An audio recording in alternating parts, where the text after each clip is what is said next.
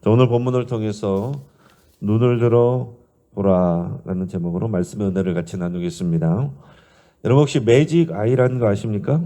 그 매직 아이라는 그림을 보면 뭔가 앞에서 복잡해 보이고 또 별게 없어 보이는데 그것을 약간 이제 눈의 초점을 의도적으로 흐리거나 멀리 둬서 그 너머를 바라보기 시작하면 어느 순간 그 평면 속에 숨어져 있는 입체적인 형상이 이렇게 기적처럼 솟아오릅니다.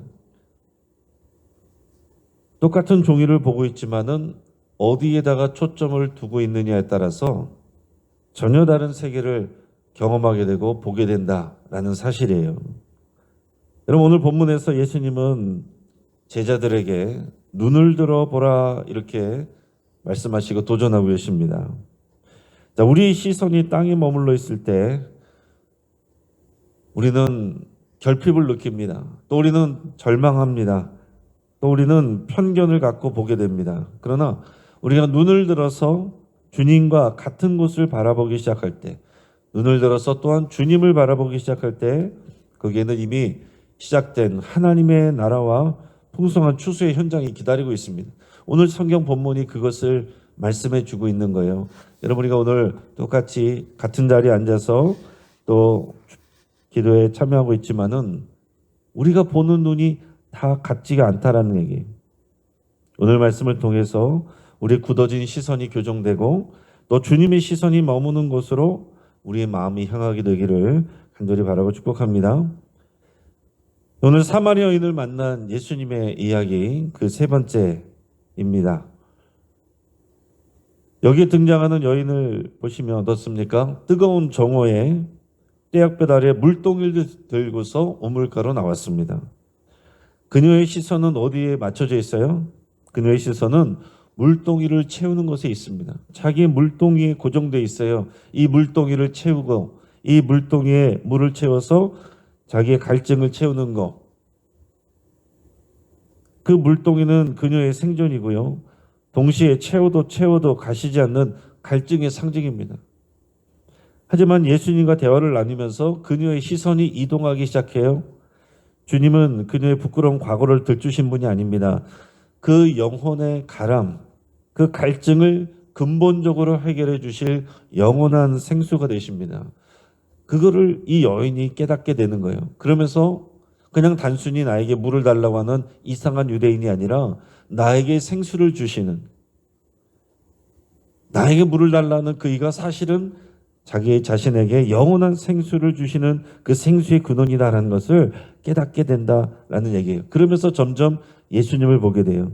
오늘 본문의 28절 말씀을 같이 읽겠습니다. 여자가 물동이를 버려두고 동네로 들어가서 사람들에게 이르되 아멘. 자, 예수님을 보게 되니까 어떻게 됩니까? 자기의 초점이 맞춰져 있던 물동이를 버려두게 되었다. 생수의 근원을 바라보게 되니까 자기의 물동이를 버려두게 되었다라고 말하고 있어요. 지금 물동이를 채우는 일보다 더 시급하고 영광스러운 그 일을 발견하게 된 거예요. 자, 예수님을 바라보게 되니까 물동이를 버려두게 됩니다. 여러분 주님을 제대로 만나면요 이런 일이 일어나는 거예요. 아브라함은요 본토 친척 아비집을 뒤로 했습니다. 베드로는 예수님을 만나니까 배와 그물을 버려두고 예수님을 따라갔어요. 내가 정말로 가장 중요하게 여겼고 이것 없으면 나는 살 수 없다고 생각했던 내 삶의 물동이, 그러나 예수님을 제대로 만나면요 그것이 작아 보이게 되고 그것을 뒤로 버려두게 되는 거예요. 오늘 이런 일들이 저 여러분들에게 일어나길 바랍니다. 우리가 예수님을 제대로 만나면 물동이가 그렇게 중요한 게 아닌 것이 되는 거예요. 물론 우리 주님께서 우리의 필요한 삶의 물동이에 물을 채워도 주시지만은 우리가 정말로 주님을 보게 되면, 눈을 들어서 주님을 보게 되면 그 물동이가 중요한 게 아니구나. 그 물동이의 물은 언제든지 주님이 채워주실 수 있구나. 그리고 그거보다 더 중요한 영원한 생수를 나에게 채워주시는 분이시구나. 이걸 보게 된다는 거예요.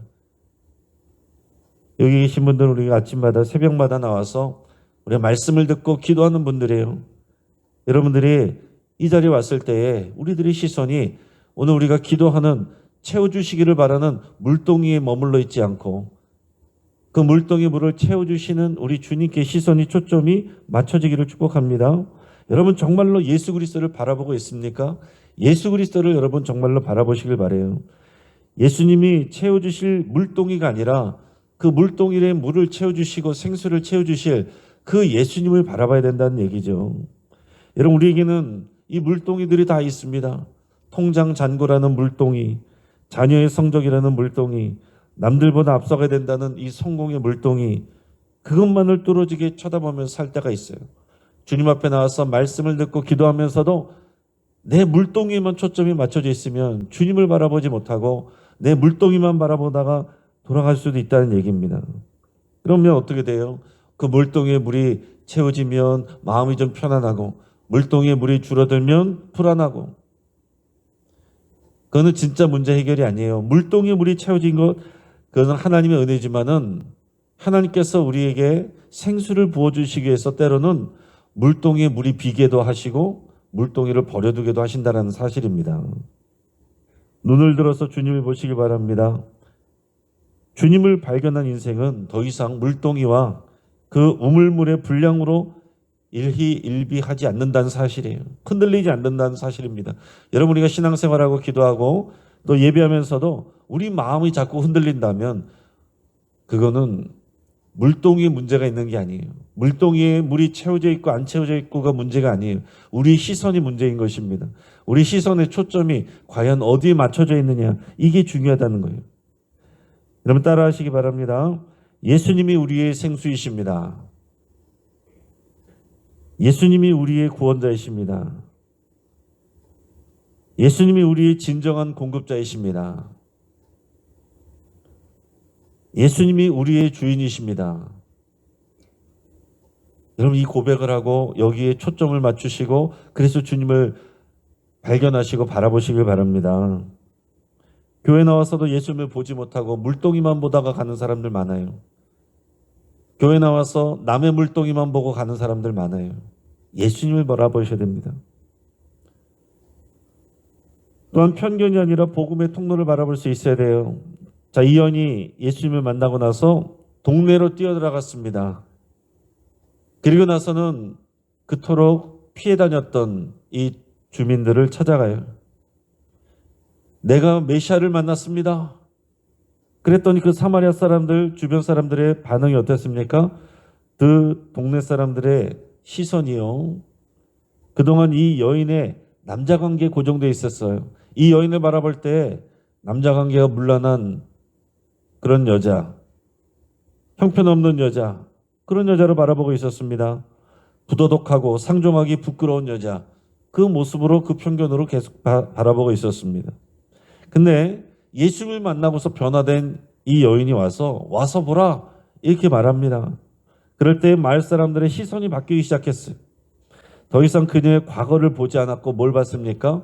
대신 그녀의 얼굴에 서려 있는 기쁨, 그 목소리에 담겨 있는 확신, 그녀를 통해 전달되는 이 복음에 주목했다라는 사실이에요. 만약에 그들이 윤리적으로 문제 있는 그 여자만 쳐다보고 그냥 판단했다면 예수님을 만나지 못했을 겁니다. 구원받지 못했을 거예요. 그러나 그들이 그 여인이 전하는 예수님을 만났습니다. 그 여인의 표정에 담겨있는 복음을 만난 그 사람의 기쁨을 보았어요. 그래서 예수님을 만나게 되고 예수님을 보게 되고 나중에는 이제는 우리에게 이 말을 전해준 그 여인 때문이 아니라 내가 예수님을 만났기 때문에 믿습니다. 이런 고백을 하게 된단 말이에요. 그래서 아직 유대인들은 예수님을 인정하지 않는 사람들이 너무나도 많은데 그 복음과 상관없고 언약과 상관없다고 여겨졌던 이 사마리아 사람들, 이방 사람들, 이 사람들이 먼저 주님을 만나고 이 사람들이 먼저 하나님 나라의 선구자가 됐습니다. 이게 놀라운 하나님의 나라이고 복음의 세계고 원리입니다. 여러분 우리는 어떻습니까? 우리는 종종 사람을 볼 때 우리의 편견을 가지고 봐요. 저 사람은 이래서 안 돼. 저 집안은 문제가 많아. 내가 판단하는 편견의 안경을 쓰고 바라봅니다.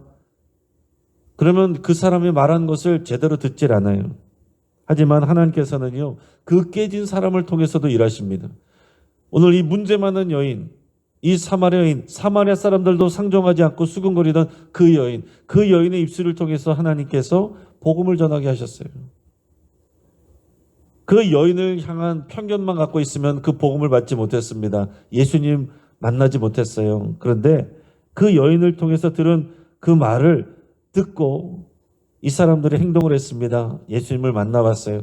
그리고 그들의 인생이 변하게 된 거예요. 여러분, 우리들이 무엇을 바라보고 있는가? 사람을 바라볼 때에 우리의 편견을 가지고 바라보지 않는지 돌아보시기 바랍니다. 하나님께서는 깨진 물동이를 통해서도 역사하세요. 우리 깨진 심령 가운데도 일하십니다. 완전한 사람을 통해서 일하시는 것이 아니라 깨진 사람을 통해서 일하시고 역사하신다고요. 사마리아 여인, 이런 낙인 찍히고 부끄러운 이런 사람을 통해서도 주님이 일하시고 이 여인을 통해서도 복음이 전달되게 하신다고요. 여러분, 하나님은 한계가 없습니다. 우리가 연약해서 역사하시지 못하시는 게 아니에요. 주님 앞에 나와서 우리 인생을 주님께 던지면 주님께서는 우리를 생수로 채우시고 그 생수가 오히려 우리의 깨진 틈을 통해서 다른 사람들에게 흘러가게 하신다는 얘기죠. 여러분, 그 얘기 아시죠? 어떤 사람이 물을 길러 갔는데 그 물통이 깨져 있습니다. 그래서 오고 갈 때 그냥 깨진 물통이를 들고서 더 힘들게 물을 길렀습니다. 남들보다 더 많이 길러야 됐어요. 그런데 나중에 보니까 그 길거리에 꽃이 폈어요. 왜 그랬나 보니까 물동이에 깨진 틈으로 물이 흘렀고 그 물이 흐른 자리에 꽃이 피었다라는 얘기입니다. 하나님께서는 우리의 상처를 통해서도 역사하십니다. 하나님께서는 우리의 깨진 마음을 통해서도 역사하신다고요. 주님께서 구하시는 것은 상한 마음이다 그랬어요. 우리가 나는 완전하지, 나는 잘하고 있지, 나는 의인이지, 이런 사람들 주님을 다 못 만났습니다. 우리의 깨진 마음을 붙들고 고백하는 그 사람이 주님을 만나요. 오늘 새벽마다 주님 앞에 말씀 앞에 나오시는 저와 여러분들이 우리의 깨진 마음 있는 모습 그대로 주님 앞에 나오셔서 주님을 만나시고 또한 우리의 편견 없는 눈으로 사람들을 바라보기로 그렇게 결단할 수 있길 바랍니다. 또한 가능성이 아니라 우리의 준비된 영혼을 바라볼 수 있어야 돼요. 마지막으로 주님께서 제자들의 시선을 교정하십니다. 제자들이 이제 먹을 음식을 구해서 돌아왔어요. 이것을 좀 드십시오라고 그랬는데 예수님께서는 됐다 그러면서 나에게는 나의 양식이 있다라고 말씀하셨습니다. 그 사람들은, 이 제자들은 이해를 하지 못했어요. 그래서 그냥 어디서 다른 음식을 먹었나 보다 그런 정도로 생각을 했습니다. 그러나 예수님의 음식은 뭐라고 그랬습니까? 34절에 보면 나를 보내신 이의 뜻을 행하며 그의 일을 온전히 이루는 그것이니라. 하나님이 보내신 그 사명을 이루는 것이 주님의 양식이라고 그랬습니다. 여러분, 우리가 먹고 마시는 것보다 더 중요한 것은요, 주님이 우리에게 주신 사명을 감당하는 일입니다. 오늘 우리 하는 일들이 잘 되는 것보다 더 중요한 것은 우리를 통해서 주님께서 주신 그 사명을 감당하는 게 더 중요하다라는 얘기예요. 오늘 우리의 처지가 어떠한 것보다 더 중요한 것은 우리에게 주신 하나님의 일을 하는 게 중요하다라는 얘기죠. 너희는 먼저 그의 나라와 그의 의를 구하라. 그러면 너희가 구하는 모든 것을 더하시리라. 하나님께서 더하여 주실 것을 붙잡고, 그것은 우리의 물동인데 그것을 붙잡고 있으면 주님의 사명을 감당할 수가 없어요. 이 물동이가 채워지면 그러면 주님의 일을 하겠습니다. 그게 아니고 주의 나라와 의를 먼저 구하면 필요한 것들은 채워주십니다. 나는 깨져 있는데요, 그래서 할 수가 없습니다. 깨져 있는 나도 주님 앞에 가기만 하면 사명을 감당케 하신다라는 얘기죠. 중요한 건 뭐냐? 주님 안에서 주님이 보여주신 것을 보는 겁니다. 눈을 들어서 보는 거예요. 35절 말씀 우리 같이 읽습니다. 너희는 넉 달이 지나야 추수할 때가 이르겠다 하지 아니하느냐? 그러나 나는 너희에게 이르노니 너희 눈을 들어 밭을 보라. 희어져 추수하게 되었도다. 아멘. 자, 제자들은요, 농경적인 법칙, 자신들의 편견에 갇혀서 사마리아 사람들은 멀었어. 저들은 안 돼. 복음과 상관없어. 주님의 약속과 상관없어. 저들은 주님의 백성이 아니야. 그랬습니다. 이 유대인 제자들은요, 예수님이 부활 승천하시고 나서도 한참 동안 유대인들에게만 말씀을 전했지 사마리아 사람들, 이방인들에게 복음을 전할 생각을 하지 않았습니다. 여전히 보는 것만 봤단 말이에요. 근데 예수님께서는 뭐라고 말씀합니까? 너희 눈을 들어서 추수할 밭을 봐라. 이미 벌써 씌어져 있다. 지금 그 당시 아마 농경적으로 보면은 추수 때가 아니었을 겁니다. 추수 때가 아직 이르지 않았다는 것을 너희가 판단하지만은 너희가 눈을 들어보라. 그것은 무슨 말입니까? 영적인 눈을 들어서 보라. 이미 이곳 사마리아 땅은 이것은 영적으로 추수할 준비가 돼 있다. 밭이 씌어져 있다. 그걸 보라는 거예요. 여러분 등산을 하면요. 초보자는 뭘 보냐면 발밑에 돌뿌리만 봅니다. 그걸 보고 건너라고 숨이 차고 힘들어요. 하지만 숙련된 등반가는 가끔 멈춰서서 멀리 산 정상을 바라봅니다. 그리고 능선을 바라봐요. 그러면 내가 어디쯤 왔는지 이 고생 끝에 어떤 풍경이 기다렸는지 그것을 알기 때문에 힘을 낼 수 있습니다. 조금만 더 가면은 내가 정상을 볼 수 있겠구나. 세상을 바라볼 수 있겠구나. 그러면 힘을 낼 수 있는 것입니다. 근데 내 밑에 있는 돌뿌리만 보면 내가 왜 이 길을 왔는가? 왜 이 길은 이렇게 힘든가? 그것만 보게 된다는 얘기죠. 여러분 우리 주변에도 우리가 바라보면서 이 사람들은 안 돼. 가능성이 없다고 치부한 이웃들이 있습니까? 저 사람은 고집이 세서 절대 교회 안 와. 저 친구는 돈밖에 몰라. 관심이 없어. 복음에 관심이 없어. 여러분 이렇게 단정 짓지 마시길 바랍니다. 눈을 들어서 주님이 보시는 것을 바라볼 수 있길 바라요. 하나님께서는 이미 그들의 마음을 휘어지게 만드셨고 누군가 가서 거두어 주기를 바라고 계시는 거예요. 여러분들이 전도를 해보시거나 또 복음을 전해보면 그런 것들을 느끼게 됩니다. 저도 목회 현장에서 보게 되면 이 사람은 너무나도 잘 믿을 것 같은데 안 믿는 사람이 있어요. 착한데 마음이 완고한 사람이 있어요. 사람의 말을 잘 듣는 것 같은데 복음이 안 들어간 사람이 있어요. 근데 어떤 사람은 정말 투박하고 불친절하고 화가 나 있는 것 같은데 말씀이 들어가는 사람이 있어요. 삶이 변화되는 사람이 있습니다.